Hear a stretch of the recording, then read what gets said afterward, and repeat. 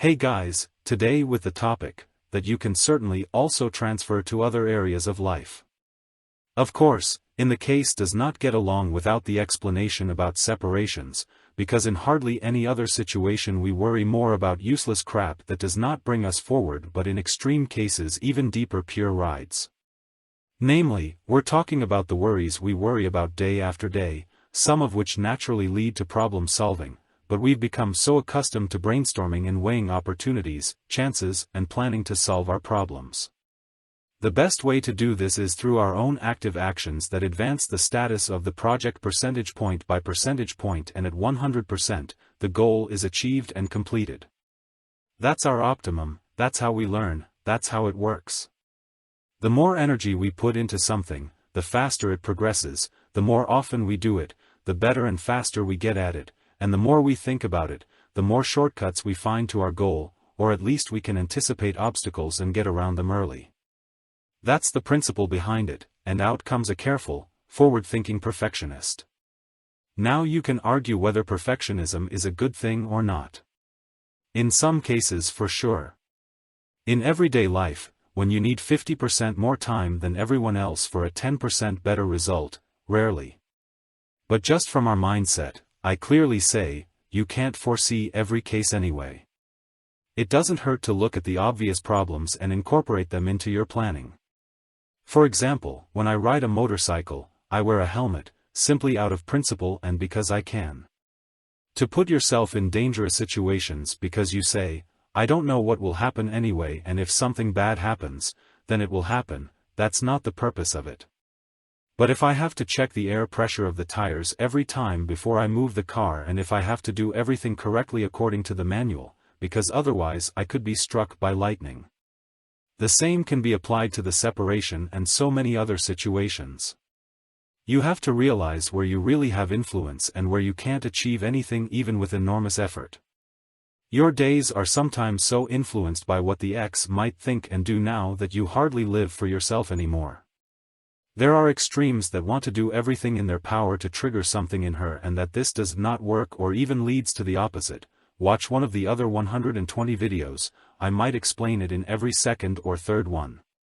But it gets much more complicated for the people who partially understand what I'm saying, but aren't quite ready for it. Who want to accept it, but have no experience at all with rethinking. They then slip from, I absolutely have to do something directly into, am I allowed to do this and that, and what kind of influence would it have on them? I'm not allowed to affect her, am I allowed to post this and this, or am I allowed to drive by her town, couldn't she notice that? Guys, it doesn't matter shit, it's all about you guys. You are the center of your world. You receive and you send signals.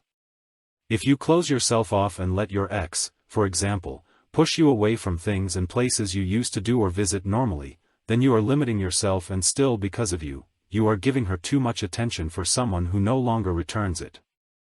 How do I best explain this? She is more than a normal person to you inside, of course. But she treats it most as well as anyone else or as she sees fit. No longer on the level you want to have with her, which is why too much attention to her is completely inappropriate, and above all, no longer so that she deserves to be considered by you at all. You don't change anything with your active doing, and you don't change anything if you pay too much attention to her and deny yourself nice things you would simply like to have. Two trains of thought that cost energy and lead to absolutely nothing. One way or the other. Whether you carry them out or not. You have no power over your ex, you cannot achieve anything with her. And now think about how much time you have put into such thoughts. If you wanted to do something actively, if you wanted to avoid doing something, if you thought about her at all. Partly you can't prevent it, and that's okay. But what you need to know and apply is the fact that you don't have to worry about things that you have no control over. You can make provisions, that's right. However, this concerns situations that are certain to occur, and the chances that this will be the case with your ex are vanishingly small. The way I see it is this. We are all by nature trimmed for effectiveness. We want to achieve the maximum result with the means given to us.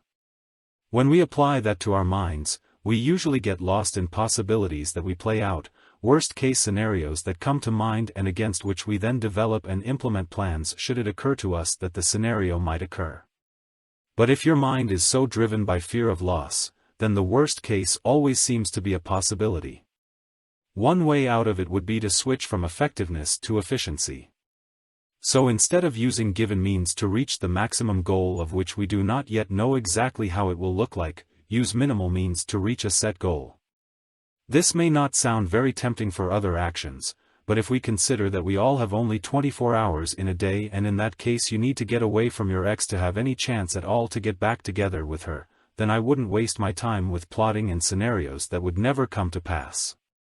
And I've heard the wildest stories and theories and spun them up myself. Write some of them down, wait 5 years, read them again and ask yourself how you could come up with such crap. It leads to nothing to worry about things that have not happened at all. Especially concerning your ex, you can think about it if you know 100% what is going on, and a lot of things you will never know unless you ask or stalk her. And then what do you do with such info as that she has a new one? So what? She'll either push that into you at some point anyway, or you'll find out along the way. The difference is that before that you had a month of peace and quiet and could work on yourselves without emotional pain. Exactly the time you might have needed to shrug off this fact. Concentrate on yourselves. If you've watched a few of my videos, you know why the illusion of action is counterproductive. But also constantly rethink and think about every step of her and yourself towards her. Yes, she doesn't deserve it, but the number one argument will always be, it hurts you and costs you time and energy. It keeps you in this state of being miserable longer, and the longer you are in it, the less likely you would be able to get along with her again. Because you are still not at eye level with her. Keep her away from you. And if you want to apply this to other areas of your life, always remember that you come first. Without you, or when you are in a bad way, you experience your environment in a different light, and you are also not able to radiate or give something that is of value to others. Egoism is the basis for altruism here, in my opinion, as counterintuitive as it all may sound.